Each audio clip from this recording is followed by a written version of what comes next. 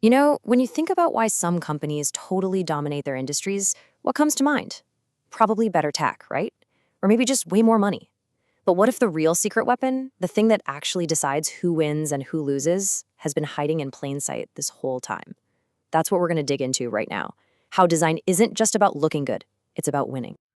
Okay, let's start with a classic. Why did Google absolutely crush its early rivals like Yahoo?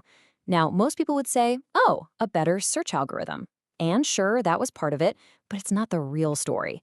The real answer, the game changing move, was a radical strategic choice that had nothing to do with code. And this slide just nails the difference, doesn't it? On the left, you've got Yahoo. Their whole strategy was this cluttered portal, this wall of links and news, because they assumed you wanted more stuff on the screen.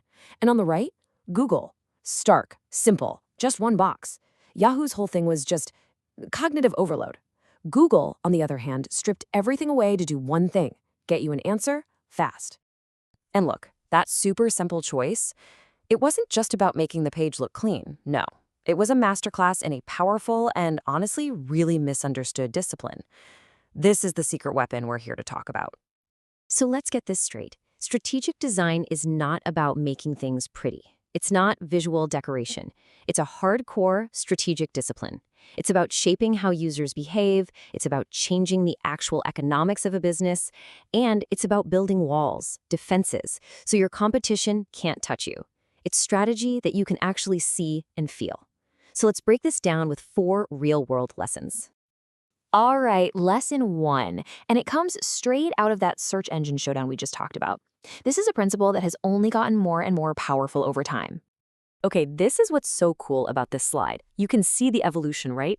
Yahoo was all about the interface, more links, more buttons. Google flipped that and became intelligence-centric, hiding all the complexity behind one little search bar.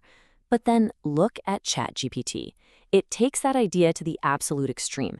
There's almost no interface at all. It's just you, talking. The pattern is crystal clear. The real winners are the ones who eliminate the stuff that gets in the way.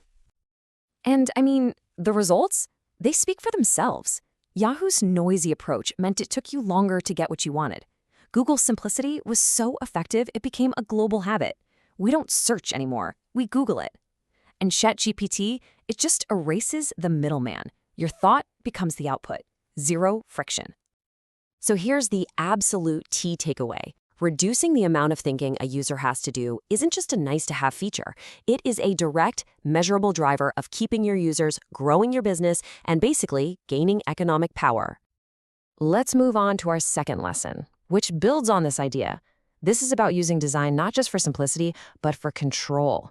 We're calling it the Velvet Trap, and its undisputed master is Apple.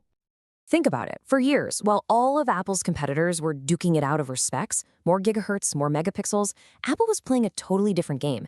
They weren't just selling you a phone. They were meticulously designing a seamless, controlled, end-to-end world, from the hardware and the software to the services and even your digital identity.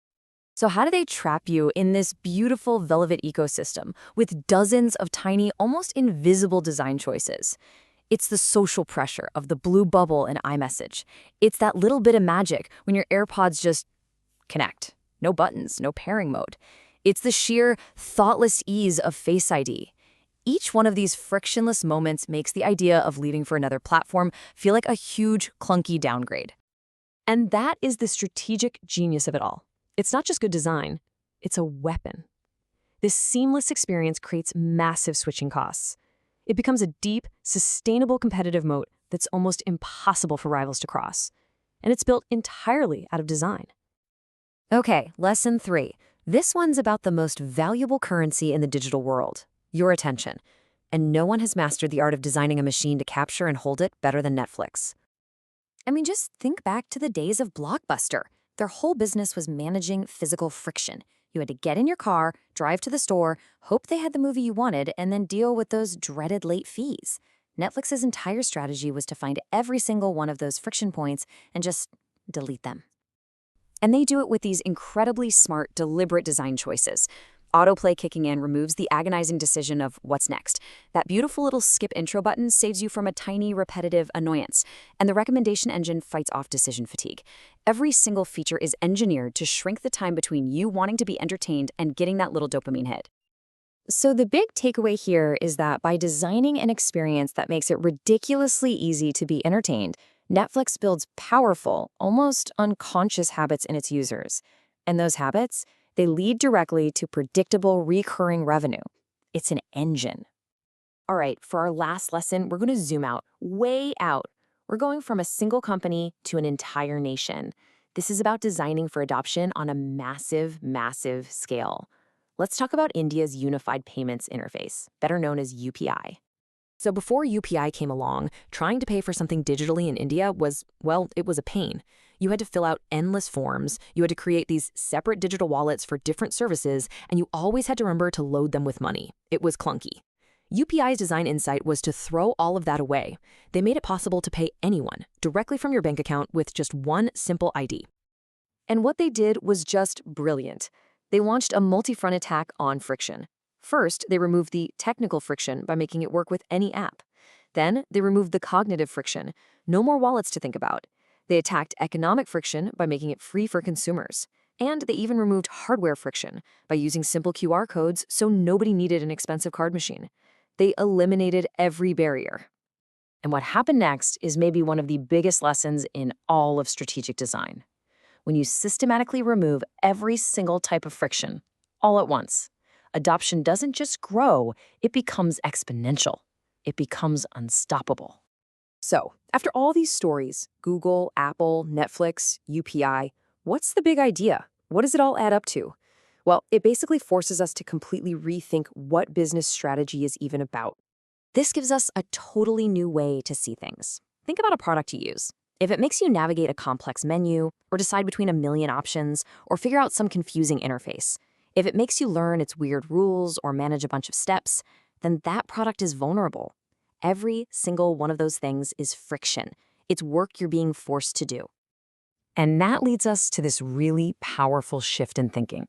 For decades, the big strategic question was always additive. It was, what new features can we build? What functionality can we provide? Strategic design flips that completely on its head. The new, much more powerful question is subtractive. It is, what effort can we eliminate? Because as we've seen again and again, the companies that truly win are the ones that are obsessed with removing steps. The ones that compress the distance between what a user wants and the outcome they get. The ones that become the simplest, most effortless path to value. So the question I'll leave you with is a simple one. What effort will you eliminate?